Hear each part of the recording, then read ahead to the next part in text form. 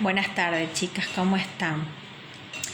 Paso un ratito por acá para que charlemos, ¿sí?, sobre el material teórico de Blanca Núñez que ustedes estuvieron leyendo o que van a leer. El material que les mandé por WhatsApp es como una mini síntesis de algunos aspectos del material teórico de Blanca Núñez que le mandé el 22 de junio, ¿sí? Y también quería comentarles un poco el material teórico que les mandé hoy por mail. Con respecto al material teórico que les mandé hoy por mail, lo que quiero que ustedes hagan hincapié es en los diferentes estadios por los cuales transita la familia ante un diagnóstico referido a una discapacidad, ¿sí? Según Klaus y Kennel, nombra diferentes momentos, ¿sí?, o estadios o etapas por las cuales transita el grupo familiar ante el diagnóstico de discapacidad que le transmiten de algún integrante de la familia. El primer momento o la primera sensación que puede tener o una de las reacciones que puede tener el grupo familiar o quien recibe el diagnóstico puede ser una sensación o un momento de shock o de conmoción, ¿sí?, donde la familia se siente como aturdida después de escuchar el diagnóstico. Pueden aparecer momentos y crisis de llanto, de enojo, de ira, de rabia o cólera, ¿sí? Y después de esto la familia o los integrantes de las familias necesitan un tiempo para asimilar este diagnóstico, para entender, ¿sí?, este diagnóstico, para calmar esta angustia que le provocó el recibir esta noticia. Para superar también, necesitan un tiempo para superar este momento de angustia, de crisis, de llanto, de ira, de enojo, ¿sí? Por ahí las familias se pueden, como en un periodo de estabilidad, pero de pseudo estabilidad, ¿sí? Como que ausentes, se muestran ausentes, como que, como no encuentran una orientación, no encuentran el eje. Se olvidan por ahí de las indicaciones de los terapeutas o de cuestiones importantes porque están en como un momento de stand-by, ¿sí?, de aturdimiento. Es importante que se les explique todas las veces que sea necesario el diagnóstico y el pronóstico sobre los puntos positivos o los puntos o el pronóstico a corto, mediano y a largo plazo, ¿sí? Porque por el momento o dentro de un tiempo va a haber cuestiones que no puedan ser logradas como uno los espera y desea, pero en un tiempo futuro sí van a ser logradas. Entonces es importantísimo explicar todas las veces que sea necesaria, ¿sí?, a la familia el diagnóstico y el pronóstico. Es importante también que los papás conecten, que las familias conecten, ¿sí?, con la realidad, porque si esto no sucede no van a poder ayudar a su hijo o a su hija y no van a poder contribuir a la rehabilitación y a los tratamientos y en lugar de que su función sea una situación positiva, va a ser una situación que obstaculice todo el proceso si los padres no aceptan, ¿sí?, esta realidad o no conectan con esto nuevo que los está irrumpiendo. Otro momento o otro estadio, otra etapa puede ser la negación de la situación.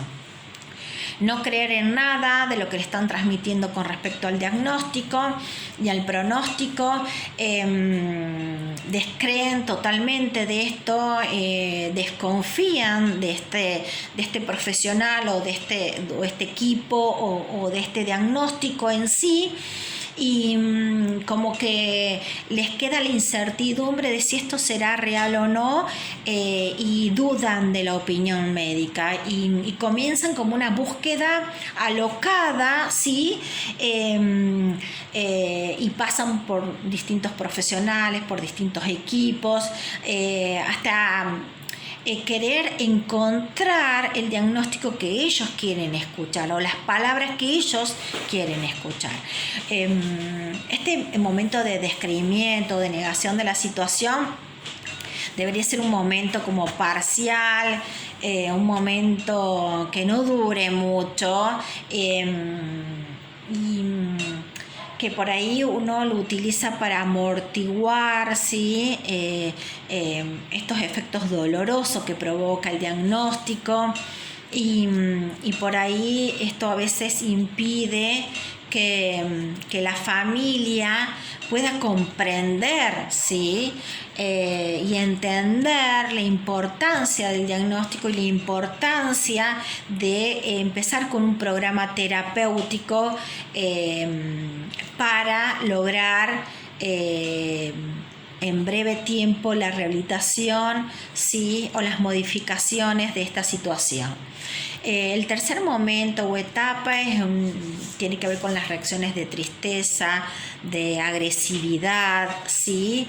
De descreimiento, de que bueno, esto no me puede estar pasando a mí. Si empiezan con la familia a mostrarse ansiosas, irritables, empiezan los momentos de reproche, de culpabilizar a uno o al otro de los integrantes. Recuerdan que en la entrevista que tuvimos la otra clase, la mamá como que se responsabilizaba ella, ¿sí? De no haber hecho reposo, de no haber hecho caso a la indicación médica. Bueno, es como un momento de inestabilidad, de intolerancia. Por ahí uno u otro puede mostrar rencor hacia el otro miembro de la pareja. Pueden ser momentos de angustia, ¿sí? Que obviamente, insisto y repito, chicas, cada familia va a transitar estas etapas de una u otra manera. Vamos a encontrar familias que queden fijadas en la primera etapa, fijadas en la tercera etapa, que puedan sobrellevar las etapas rápidamente y llegar al momento de equilibrio y de reorganización, ¿sí? En esta tercera etapa, insisto, podemos encontrar situaciones o sentimientos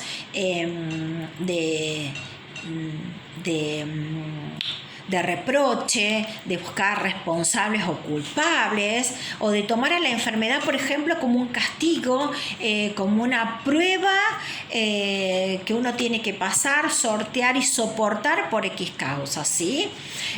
Por ahí en esta etapa podemos encontrar las justificaciones como religiosas, si es un castigo de Dios o es una prueba del destino, ¿sí?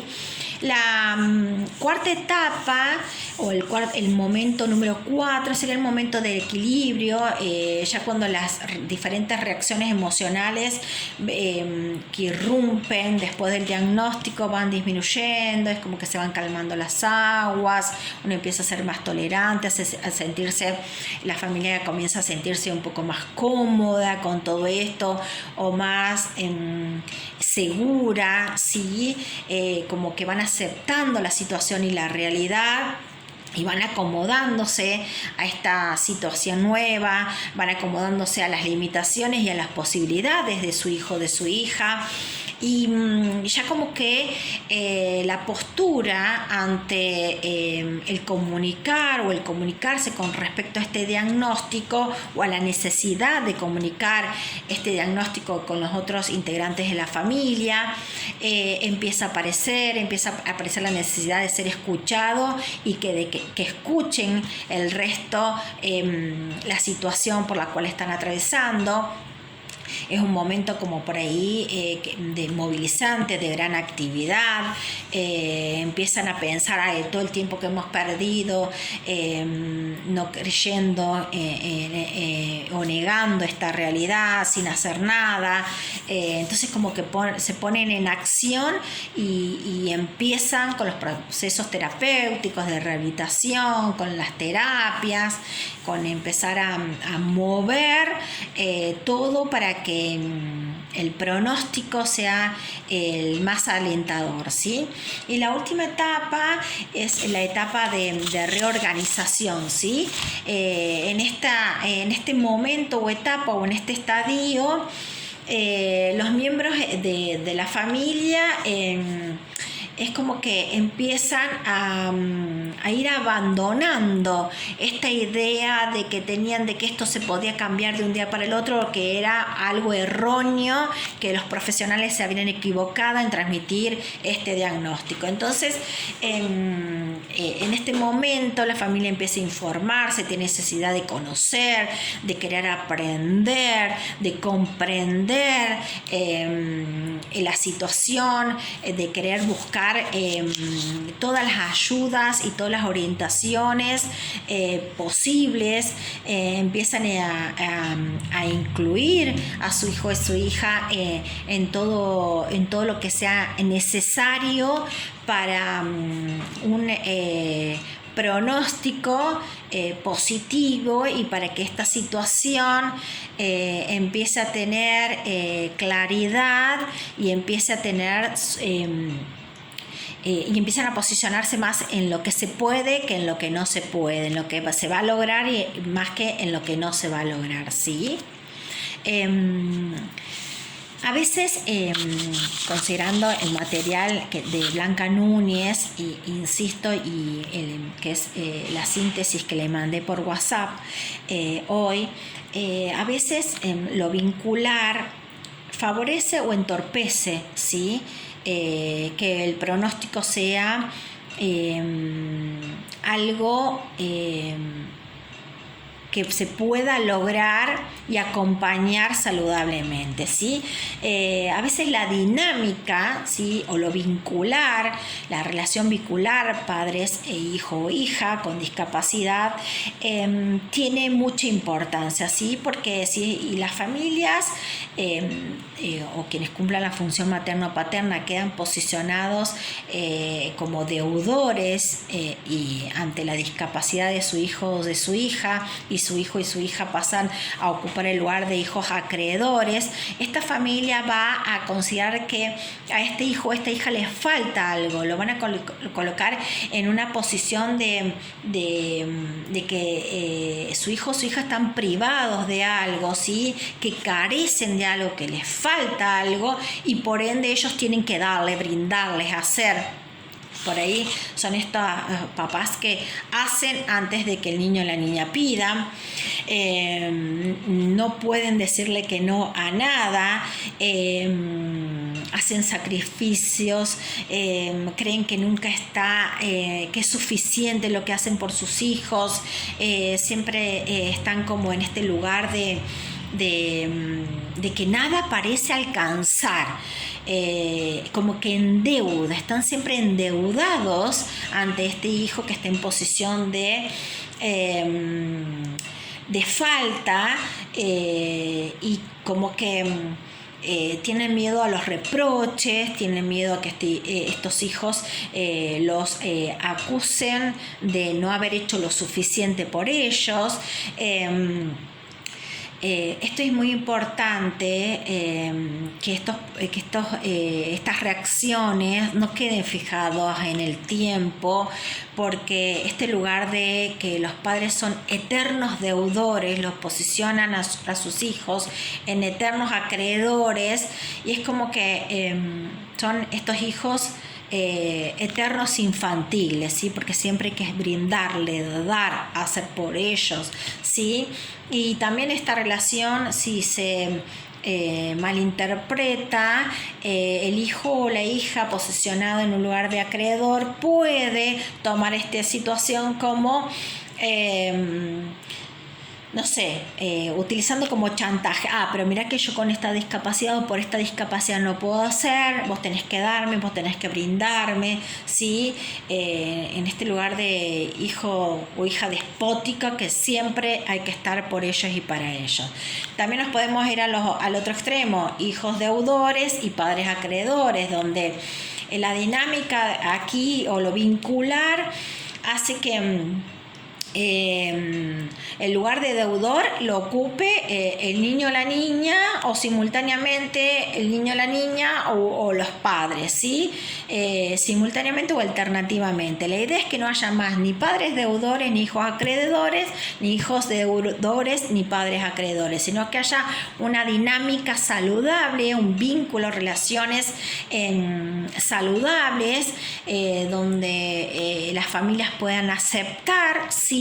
Y seguir ocupando el lugar de autoridad, de referentes, y no posicionar a este hijo o a esta hija con todo el poder, ¿sí? O situándolo siempre en lugar de falta o de carencia, ¿sí? El niño por ahí que se sitúa, la niña que se sitúa en hijo o hija deudora, es como que siente que siempre está defraudando a estos padres, y que nunca lo que realice los va a satisfacer, los va a completar, y es como que estos padres están todo el tiempo reclamando lo que no puede, lo que no es y lo que nunca podrá ser. Entonces es importante que no nos quedemos fijados en lo biológico, sino en lo emocional, y acompañar a este proceso de adaptación, ¿sí? Tanto al hijo o a la hija o a los hermanos, como a la pareja o a uno mismo, ¿sí? La idea es que haya un equilibrio y que nadie se quede en un lugar de insatisfacción y de necesidad eterna, ¿sí? Bueno, chicas, corto aquí, y cualquier cosita o inquietud me avisan, y si yo reviso y quedó algo por explicarle, les mando un próximo video. Muchas gracias.